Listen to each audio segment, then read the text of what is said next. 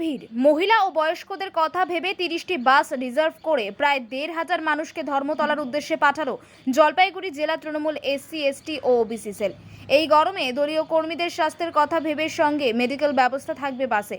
শুধু পুরুষ এবং মহিলা নয়, 60 ঊর্ধ্ব মানুষও এই বাসে করেই ধর্মতলার উদ্দেশ্যে রওনা হলেন জলপাইগুড়ি থেকে।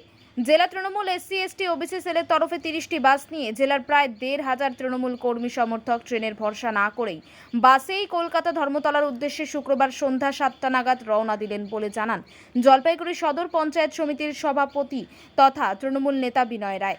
বাসে দলীয় কর্মীরা ঠিকমতো যাচ্ছে কিনা খোঁজ নেন স্বয়ং সংগঠনের জেলা সভাপতি কৃষ্ণ দাসও।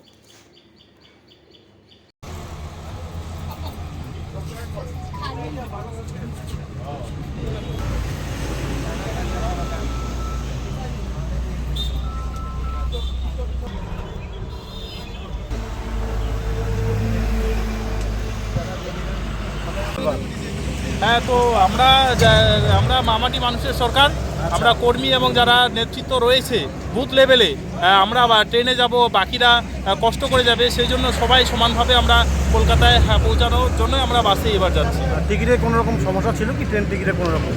ট্রেন টিকিটের বিষয়টা বলতে পারবো না, সেটা প্রশাসনিক লেভেলের ব্যাপার।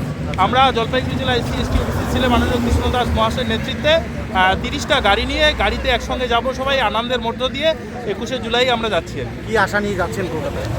আশা যাচ্ছি তৃণমূল কংগ্রেসকে আরও যাতে শক্তিশালী হয়, 2026-এ মমতা দিদি আবার যাতে প্রচুর সিট নিয়ে বের হয় এবং আমাদের পশ্চিমবাংলায় যাতে আমরা শান্তিভাবে থাকতে পারি, ঐক্যবদ্ধভাবে থাকতে পারি, তার সেই আশা উদ্দেশ্য নিয়ে যাচ্ছি। বিশেষ কিছু বার্তা আশা করছেন? বিশেষ কিছু বার্তা দিবেন মমতা ব্যানার্জি বার্তা? অবশ্যই, তো দিদি সেটা দলীয় ব্যাপার, এখনও সেটা দলীয়র মধ্যেই হয়তো আছে, তো মঞ্চ থেকে দিলেই তারপর আমরা বুঝতে পারবো।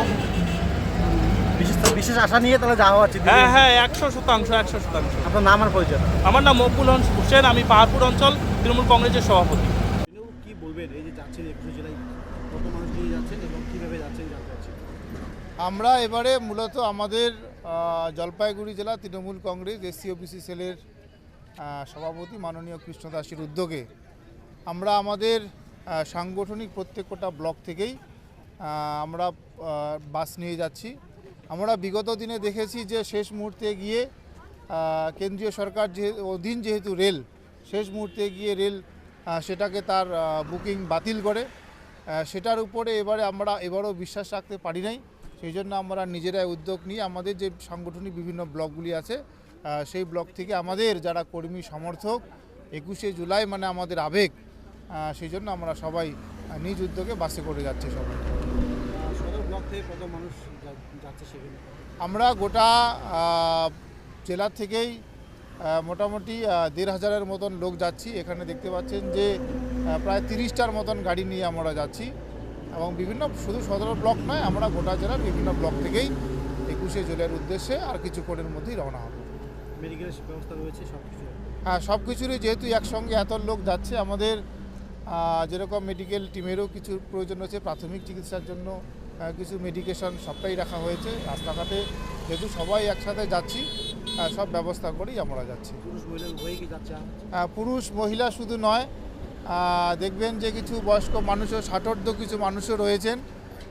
যেহেতু 21শে জুলাই মানে তো এটা আবেগ, এটা শহীদ দিবস, শুধু পুরুষ মহিলা শুধু নয়, দেখবেন 60 কিছু বয়স্ক মানুষও আজকে আমাদের সাথে যাচ্ছেন।